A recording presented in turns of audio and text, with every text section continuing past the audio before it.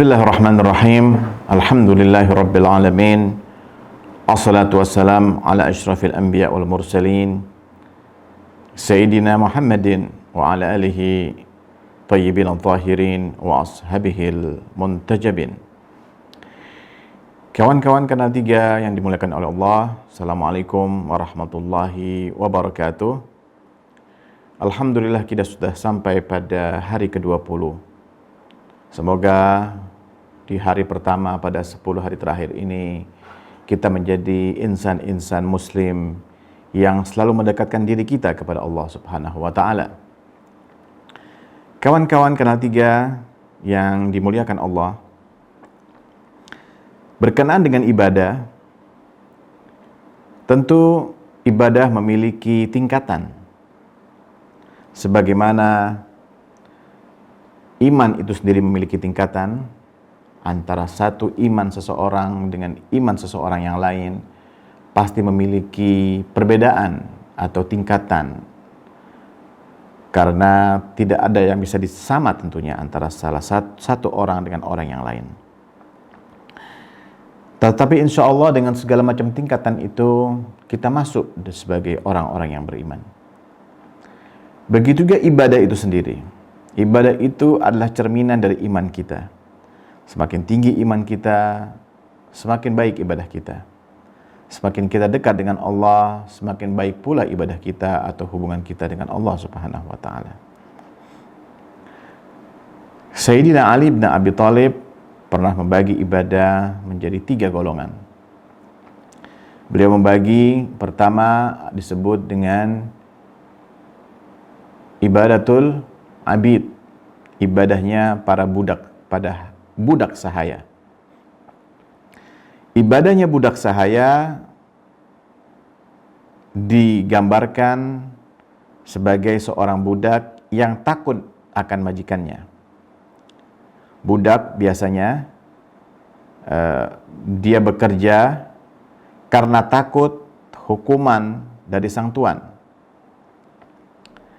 Dia takut meninggalkan kewajibannya, takut meninggalkan tugasnya dikarenakan takut dengan sang tuan.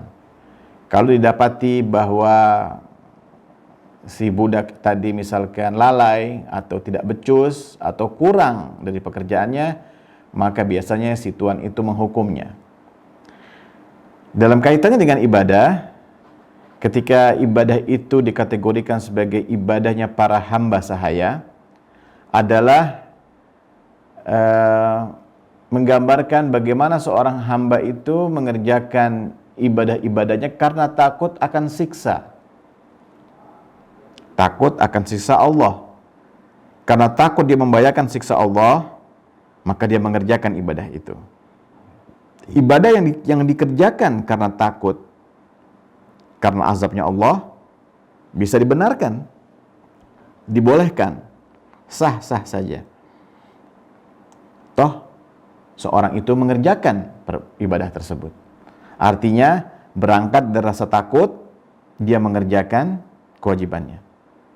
Walaupun secara kedudukan memang dia masih dalam kedudukan yang rendah.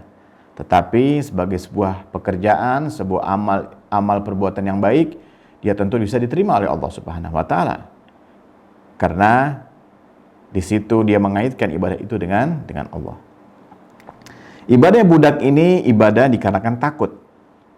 Takut akan siksa. Dan banyak tentunya di antara kita misalkan takut tidak berpuasa karena siksa Allah, takut meninggalkan kewajiban karena takut nanti begini dan begitu dan seterusnya. Hal-hal tersebut akhirnya mendorong dirinya untuk mengerjakan kewajiban atau amal kebaikan. Itu yang disebut dengan ibadahnya kaum budak sahaya. Yang kedua, Sayyidina Ali bin Abi Thalib membagi ibadatul tujjar. Laksana ibadahnya para pedagang. Kalau yang pertama hamba sahaya, yang kedua adalah ibadahnya para pedagang. Sebagaimana para pedagang biasanya kalkulasinya adalah keuntungan. Dia mau melakukan transaksi mau melakukan aksinya jika di dalamnya ada keuntungannya. Semakin banyak keuntungannya, tentu semakin semangat seorang pedagang itu. Basisnya adalah keuntungan. Selama ada keuntungan, di situ ada kehidupan. Kira-kira itu motonya dari para pedagang. Nah, kategori kedua adalah ibadahnya para pedagang. Para pedagang ini bicara keuntungan, maka orang-orang yang beribadah laksanya pedagang adalah biasanya mengharapkan pahala. Jadi dorongannya adalah pahala. Apakah dibenarkan? Apakah dibolehkan seseorang itu beribadah karena pahala? Boleh. Sebagaimana boleh karena takut akan azab Allah, maka dibolehkan ibadah karena mengharap pahala dari Allah. Kedua-duanya dibenarkan. Nah, tentunya banyak di antara kita misalkan mengerjakan satu amal perbuatan atau ibadah didorong karena adanya iming-iming pahala. Iming-iming pahala dari Allah. Kemudian kita bersemangat. Kalau kita berada pada level ini, berarti kita seperti yang digambarkan oleh Sayyidina Ali bin Abi Thalib sebagai ibadahnya para pedagang. Dan ini dibolehkan. Kita mengharap pahala Allah.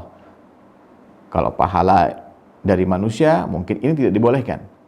Tapi kalau pahala Allah, tentu dibolehkan. Karena kita mengharap dari Allah semata.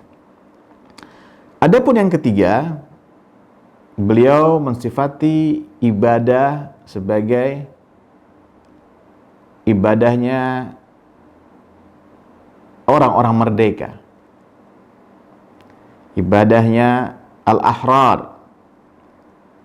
Ibadahnya orang-orang yang merdeka. Dia tidak masuk kategori pertama, ibadahnya hamba sahaya, juga tidak masuk pada kelompok kedua, yaitu ibadahnya para pedagang. Dia tidak beribadah karena takut akan siksa Allah, tapi dia juga tidak beribadah karena mengharap pahalanya Allah.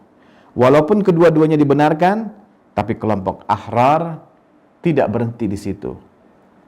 Bagaimana sesungguhnya sifat dari kelompok al-ahrar ini atau orang-orang merdeka ini? Dia beribadah kepada Allah karena sampai pada makrifat bahwa Allah adalah zat yang layak untuk disembah. Allah adalah zat yang layak di mana seorang hamba bersyukur kepadanya. Allah adalah zat yang layak kita sebagai hambanya untuk tunduk pasrah di hadapannya. Kawan-kawan Kanal 3 yang dimuliakan Allah Subhanahu wa taala, kelompok orang-orang merdeka ini tentu kedudukannya lebih tinggi dari kedua kelompok yang pertama. Mereka beribadah karena makrifat kepada Allah, karena adanya suatu pengetahuan. Karena berbeda antara orang yang memiliki pengetahuan dengan orang yang tidak memiliki pengetahuan. Kalau orang sudah memiliki pengetahuan, maka segala macam langkahnya, segala macam aksinya, segala macam geraknya, berdasarkan pengetahuan itu, maka pengetahuan itu akan mengantarkan dia kepada sesuatu yang paling sempurna. Maka ibadahnya kelompok merdeka adalah mereka yang menginginkan kesempurnaan, yang memiliki idealisme di dalam ibadah. Bukan hanya idealisme dalam mencari dunia, tapi idealisme dalam mencari akhirat. Inilah orang-orang atau kaum orang merdeka ini. Dia berada di hadapan Allah sebagai orang-orang yang merdeka. Betul di dalamnya ada pahala, betul bagi yang meninggalkannya ada azab, tapi bagi dia semata-mata karena zat itu memang layak untuk disembah. Hadirin, kawan-kawan Kanal 3 yang dimuliakan oleh Allah, maka mari kita bimbing diri kita ini. Kita tuntun diri kita ini bersama untuk kita menjadi hamba-hamba yang merdeka di hadapan Allah Subhanahu wa taala. Al-afu minkum. Demikian bisa saya sampaikan. Waalaikumsalam warahmatullahi wabarakatuh.